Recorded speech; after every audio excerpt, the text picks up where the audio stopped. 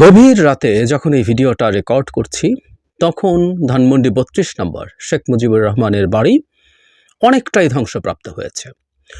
সকালে যখন আপনারা ভিডিওটা দেখছেন তখন এই বাড়িটা পুরোপুরি মাটির সাথে মিশে গেছে। এটা হওয়ার সম্ভাবনাই খুব বেশি এবং এটা সকালে হোক বা কিছুক্ষণ পরে হোক এটা হয়ে যাবে। গতকাল এই ঘটনাটা যখন ঘটতে যাচ্ছে তখনই আমরা আসলে নানা রকমভাবে এটাকে দেখার চেষ্টা করেছি এবং একটা সমাজের জন্য এই আলোচনাগুলো, এই মতামতগুলো খুবই স্বাস্থ্যকর। আমরা একমত হব না, কিন্তু আমরা এই আলোচনা করব। কিন্তু এর মধ্যেও কিছু অ্যালার্মিং সাইনও তৈরি হয়েছে, কারণ এই ঘটনা শুধু ওখানে থেমে থাকেনি। আমরা সব কিছু মিলে একটু কথা বলতে চাই। এই ঘটনা বা গতকাল যা যা ঘটলো সব কিছুর আসলে কার লাভ হলো, কার ক্ষতি হলো, বিশেষ করে ধানমন্ডি ৩২ এই মাটিতে মিশে যাওয়াটাকে আমরা কিভাবে দেখব। একটা অ্যালার্মিং একটু জানিয়ে রাখি, গতকাল কয়েকটা ঘটনা এর সাথে ঘটেছে যেগুলো আমাদের ভবিষ্যৎ নিয়ে বিপজ্জনক কোনো সিগন্যাল দেয়। আমরা নিশ্চয় খেয়াল করেছি, সেটা হলো খুলনায় শেখের বাড়ি, মানে শেখ মুজিবুর রহমানের ভাই এবং মানে শেখ হাসিনা চাচাতো ভাই শেখ হেলাল অত্যন্ত পাওয়ারফুল আওয়ামী লীগের লোক ছিলেন, আওয়ামী লীগের ডাকাতদের মধ্যে, মাফিয়াদের মধ্যে পাওয়ারফুলদের একজন, এবং দক্ষিণের রাজনীতি মূলত ওই লোকটাই নিয়ন্ত্রণ করতো আমরা জানি। জনাব মাহবুবুল আলম হানিফের বাড়ি বুলডোজার দিয়ে ভেঙে ফেলা হয়েছে এবং দেশের বিভিন্ন জায়গায় কিছু মুজিবের মিউরাল রয়ে গিয়েছিল, সেগুলো ভাঙচুর করা হয়েছে এবং ধানমন্ডিতে সুধা সদনেও আগুন দেওয়া হয়েছে। এই সবগুলো alarming sign, seriously alarming sign, এবং আমরা সতর্ক হতে হবে। খেলা কোনো একটা শুরু হচ্ছে। আগে ৩২ নম্বর নিয়ে আলোচনা করি। ৩২ নম্বর ভেঙে দেয়াতে কি ক্ষতি হলো? কেউ আমি যত রকম মতামত প্রয়োজন দেখেছি, এবং ফেসবুকে খুব গুরুত্বপূর্ণ মানুষ যাদের মতামতকে আমি শ্রদ্ধা করি, যাদের মতামতকে আমি কগনিজেন্সে নিই, এমন অনেকের মতামত দেখার চেষ্টা করেছি। তাতে কেউ বলছেন ৩২ নম্বর ভাঙাটা মূলত ভারতের পরিকল্পনা এবং ভারতের ফাঁদে হয়েছে। শেখ হাসিনার এই ফাঁদ পেতেছেন এবং তাতে আমরা পা দিয়েছি। এর মাধ্যমে একটা অস্ত্র ভারত এবং আওয়ামী লীগের হাতে, শেখ হাসিনার হাতে তুলে দেওয়া হলো, যা তারা দেখাবে যে বাংলাদেশে এখনও ভীষণ মব তৈরি হয় এবং এখানেও একটা নতুন ধরনের ফ্যাসিবাদী ব্যবস্থা মাথাচাড়া দিচ্ছে। কেউ এটা বলছেন। কেউ বলছেন এটাও যে অনেক আওয়ামী লীগার আছে যারা শেখ হাসিনার অপশাসনে বিরক্ত হয়ে আওয়ামী লীগ থেকে সরে এসেছিলেন, সমর্থন থেকে, তারা আওয়ামী লীগের বেনিফিশিয়ারি ছিলেন না। সেই মানুষগুলোরও ৩২ নম্বরের এই ডেমোলিশন দেখে তাদের পাল্টা আওয়ামী লীগের প্রতি যে প্রেম সেটা ফিরে আসবে। তারা শেখ হাসিনা বা আওয়ামী লীগের পেছনে আবার দাঁড়িয়ে যাবেন। একটা কথা একটু বলে রাখা ভালো, আমি এরকম আওয়ামী লীগেরদেরকে চিনি যারা বিশেষ করে 2018 সালের রাতের ভোটের পর আওয়ামী লীগকে আর ভোট দেবেন না, অন্য কোনো দলকে দিন না দিন ভোট কেন্দ্রে যাবেন না, এরকম সিদ্ধান্ত নিয়েছেন। আমি ব্যক্তিগতভাবে এরকম অনেককেই চিনি। সো আমি ধারণা করি তারা মনে করছেন এই ঘটনা তাদেরকে এতটাই ট্রমাটাইজ করবে, তারা আবার খেয়ে না খেয়ে আওয়ামী লীগার হয়ে যাবেন। মানে আমাদেরই ক্ষতি হলো, এই হচ্ছে আলাপটা। কতটুকু সঠিক? আমরা প্রথম ভারত এবং আওয়ামী লীগের দিকটা যদি দেখি, ধরে নিলাম ভারত এবং আওয়ামী লীগ এইটাকে দেখানোর চেষ্টা করলো, এবং অনেকে একটা কথা বলছেন যেটা যদি 5 অগস্ট হয়ে যেত, শেখ হাসিনার পতন এবং পালিয়ে যাওয়ার পর যখন আগুন দেওয়া হয়েছিল, তখন হয়ে গেল একটা কথা যে প্রায় সব দেশে এরকম গণ অভ্যুত্থান, আবার কেউ বিপ্লবও বলছেন, বিপ্লবোত্তর পরিস্থিতিতে এরকম বেশ কিছু ঘটনা ঘটে, সেখানে এটা একসাথে ঘটে গেল। সুতরাং এটাকে চালিয়ে দেওয়া যেত, যেমন আমরা মুজিবের ভাস্কর্য ভেঙে ফেলা, এই বাড়িতে আগুন দেওয়া হয়েছিল 5 অগস্ট, সেগুলোর মতো করে এটা চালিয়ে দিতে পারতাম। এখন 6 মাস পরে, ঠিক 6 মাস পূর্তিতে ঘটনাটা ঘটলো।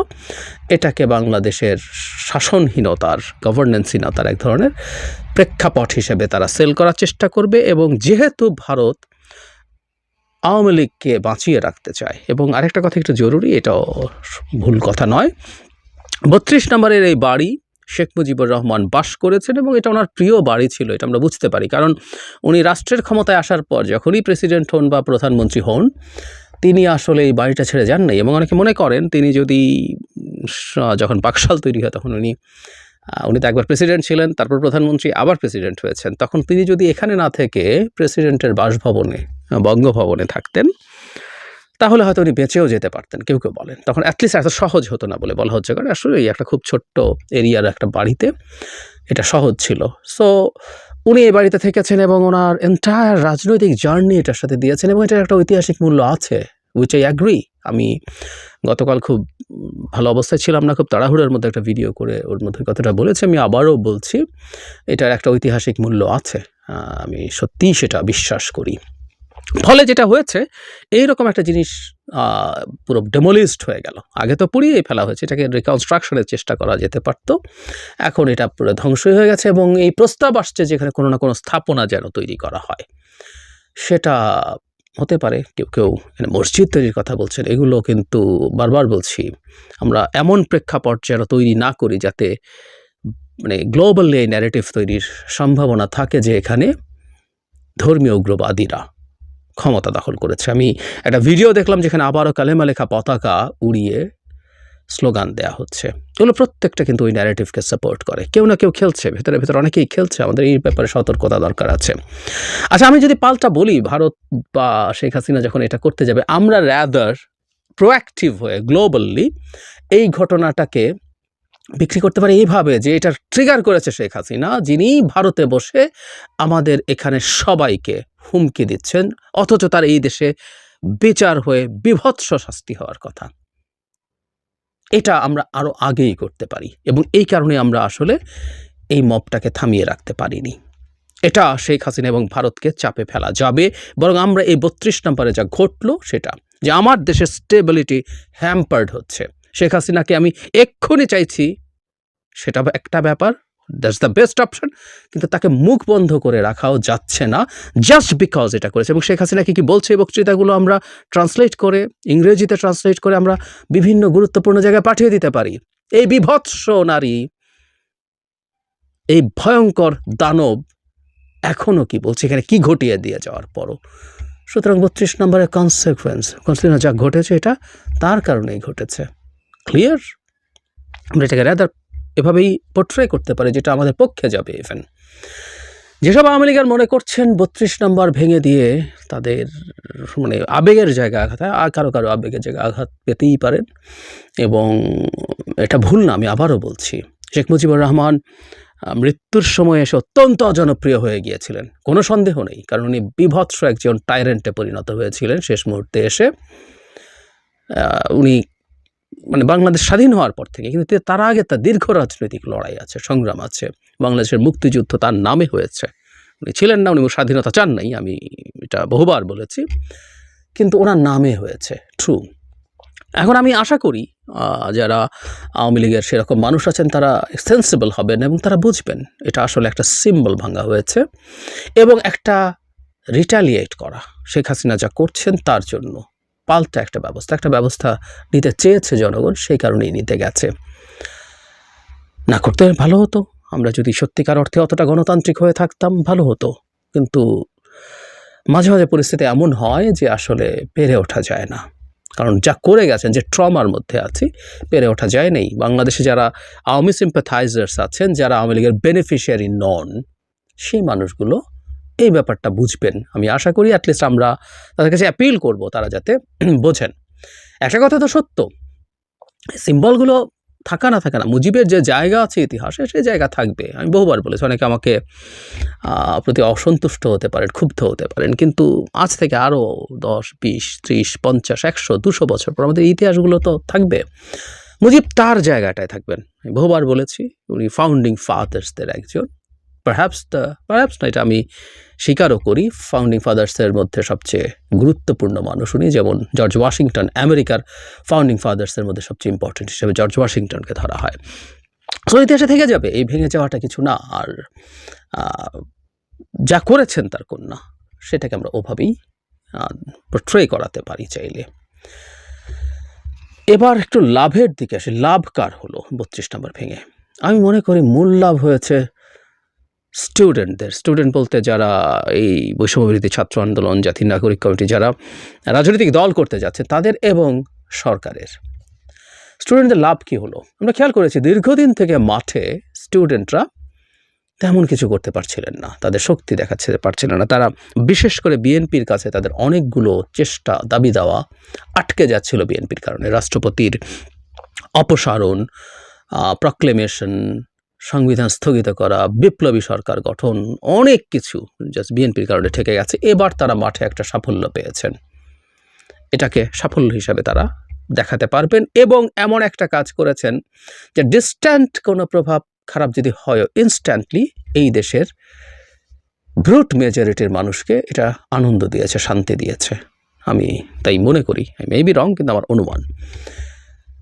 তো তাই যদি হয়ে থাকে, ছাত্ররা বড় গেইন করলো, মাঠে তাদের একটা শক্তি প্রদর্শন, তাদের এরকম একটা শক্তি প্রদর্শনের ঘটনা যেখানে তারা সফল হবে, সেটা তাদের জন্য দরকার ছিল। তাদের যে পলিটিক্যাল ক্যাপিটাল খুব নিচের দিকে চলে যাচ্ছিল, সেটা কিছুটা হলো রিগেইন করেছেন। সরকারের সুবিধা হচ্ছে সরকার খুব ভালো চলছে না, নানা রকম সমালোচনা ছিল। ইভেন অনেকে এটাও বলছেন, নেত্র নিউজ একটা চমৎকার রিপোর্ট করে দেখিয়েছেন যে আয়না ঘরে সেনাবাহিনী ঢুকতে দিতে চাইছে না সাংবাদিক সহ, ইভেন গুম কমিশনের লোকজনকে। এরকম নানান বিষয় আছে এবং সাথে প্রচুর সরকার ইনএফিশিয়েন্ট। যখন এই ধরনের একটা ঘটনা ঘটলো, জনগণ আবার সব ভুলে এটার পেছনে যখন থাকলো সরকারের সলিডারিটি, এর আগে একবার ইন্ডিয়ার ক্ষেত্রে হয়েছিল, চিন্ময় ইস্যুতে, ইস্কন ইস্যুতে যখন ভারত অনেক চেঁচামেচি করছে, তখন সব ছেড়ে ছেড়ে লোকজন সরকারের পেছনে গিয়ে দাঁড়িয়ে গেছে। সুতরাং এই দুই পক্ষ বেশ লাভবান হয়েছে বলে মনে করি। আরেকটা পক্ষ লাভবান হয়েছে, এটা অ্যালার্মিং। মুজিবের 32 নম্বর ভাঙার পেছনে যে সিম্বলিজমের কথা বলি, যে শেখ হাসিনা তার মাফিয়া রেজিমকে লেজিটিমাইজ করার জন্য মুজিবকে ব্যবহার করেছেন, ঠিক এই কারণেই 5 আগস্টের পর মুজিবের ভাস্কর্য ভাঙার পক্ষে দাঁড়িয়েছিলাম। অ্যাটলিস্ট না ভাঙলে সেটা একটা, কিন্তু যখন ভেঙেছে এটা অন্যায় হয়নি, এটা আসলে মুজিব না, এটা শেখ হাসিনাকে আসলে জনগণ তার প্রাপ্য বুঝিয়ে দিয়েছে। তো সেই হিসাবে 32 নম্বর আগুন দিয়েছে, এখন 32 নম্বর ভাঙা হলো। কিন্তু সুধা সদনে শেখ হাসিনা কিছুদিন ছিলেন হয়তো, কিন্তু এটা ওনার স্বামীর বাড়ি। সুধা মিয়া হচ্ছে ওয়াজেদ মিয়ার নিকনেম সুধা, সেটাই আগুন দেয়া হয়েছে। শেখ হেলালরা ভালো মানুষ নন, কোনো সন্দেহ নেই, বিভৎস খারাপ মানুষ। যারা এই দেশে, আমরা তো এই দেশে বাস করি, আওয়ামী লীগের যত অপকর্মের মধ্যে আছেন তিনি আছেন। একই কথা হানিফের ক্ষেত্রে প্রযোজ্য। কিন্তু এগুলো যখন চারদিকে ঘটে, এগুলোতে বোঝা যায় কোনো একটা গ্রুপ ম্যাসিভ স্কেলে নৈরাজ্য তৈরি করতে চায়। আমি এর মধ্যে হান্নান মাসুদ গুরুত্বপূর্ণ সমন্বয়কদের একজন, সিগনিফিক্যান্ট সমন্বয়কদের একজন, তার একটা স্টেটাস একটু পড়তে চাই। খুনি হাসিনা সহ সকল ভোটচোর ফ্যাসিস্ট এমপি মন্ত্রীর আবাস ভেঙে সেখানে ভবন করে প্রতিটি শহীদ পরিবারকে ফ্ল্যাট উপহার দেয়া এখন সময়ের দাবি। ভোটচোর এমপি মন্ত্রীর প্রতিটা, সবার ওখানে সব ভেঙে ফেলতে হবে। এই যে আলাপ সামনে আনা, আমি বলছি না এটা একটা পরিকল্পনার অংশ, কিন্তু এরকম একটা চিন্তা ছড়িয়ে দেওয়ার চেষ্টা হচ্ছে। এবং এগুলো যখন আমরা সমানে করতে থাকবো, দেশব্যাপী একটা নৈরাজ্য তৈরি করা যাবে, তখন এই সরকার ব্যর্থ। একটা বিশেষ কোনো ধরনের সরকার আবার আনার চেষ্টা, এগুলো তখন হতে পারে, বা এটা পারা যাচ্ছে না, সুতরাং ওই রকম সরকার করো, সেই রকম সরকার করো, 1-11 করো, বিপ্লবী সরকার করো, নানান আলাপ কিন্তু তখন দেয়া হতে পারে। সেই রকম একটা চেষ্টা খুব ভালোভাবে আসবে। এবং একটা মনে রাখতে হবে, এই সরকারের ব্যর্থতার সাথে আমাদের সেনাপ্রধানকেও ব্যর্থ হিসাবে দেখানোর চেষ্টা দীর্ঘদিন থেকে ছিল, এখনও থাকবে। সেটা যদি হয়, একটা যে স্ট্যাটাস কোটা আছে এটা ভেঙে একটা বাজে অ্যানার্কি তৈরি হতে পারে। সুতরাং বিভিন্ন জায়গায় যে গতকাল হামলা হয়েছে, এই ধরনের হামলা বন্ধে সরকারের সতর্ক হতে হবে এবং জনগণেরও ভিজিল্যান্ট হতে হবে। খুব সতর্কভাবে এই সময়টাকে আমাদের দেখতে হবে। সুতরাং ওই পক্ষ লাভবান হয়েছে, তারা এই ধরনের একটা ঘটনার মধ্যে আরও কিছু এক্সপেরিমেন্ট করতে পেরেছে। তারা এটা আরও করতে পারে, আরও কোনো বাহানায়, কারণ আমরা এর মধ্যে আরও নানান দাবি ঢুকে যেতে দেখছি। কেউ লিখছেন প্রেসিডেন্টকে সরানোর জন্য এটাই সময়। আরও ভয়ঙ্কর কথা আছে, যেহেতু 32 নম্বর ভেঙে দেওয়া গেল, এবার আরেকটা মুজিবের সিম্বল আছে, সবচেয়ে গুরুত্বপূর্ণ সিম্বল সম্ভবত সেটা, আওয়ামী লীগের দিক থেকে যদি চিন্তা করি, টুঙ্গিপাড়ায় মুজিবের বাড়ি, তার কবর, সেগুলো নিয়েও আলাপ কেউ করছেন। সুতরাং ভবিষ্যতে এই বাহানাটা আবার তৈরি হতে পারে এবং সেটার ভিড়ে আরও অনেক কিছু। তো ওটা হাতে আছে, আমাদের এই ব্যাপারে সতর্ক থাকা খুব দরকার আছে। বটম লাইন হচ্ছে 32 নম্বর নিয়ে এক্সক্লুসিভলি আমরা খুব বড় বিপদে বা সমস্যায় পড়বো বলে আমি মনে করি না। দেশের ভেতরে এবং দেশের বাইরে ঘটনাটা হয়েছে এবং শেখ হাসিনা একটা ভাষণকে কেন্দ্র করে শেখ হাসিনা ভাষণ দিয়েছেন। আমি ভাষণটা নিয়ে আলাদা কথা বলতে চাই বলে এখানে যোগ করিনি, সেখানে তিনি কিছুটা এটা উল্লেখও করেছেন। কিন্তু অ্যানার্কি যাতে আর না হয়, আমাদের সরকারকে এখন থেকে এই ব্যাপারগুলোতে সতর্ক থাকতে হবে এবং কমিউনিকেট করতে হবে, কারো উস্কানিতে যাতে এই ঘটনা ঘটছে, কিন্তু মধ্যে অনেকে ইন্ধন দেন, উস্কানি দেন, যাতে পরিস্থিতি আবার নতুন করে ঘোলাটে হওয়ার দিকে না যায়।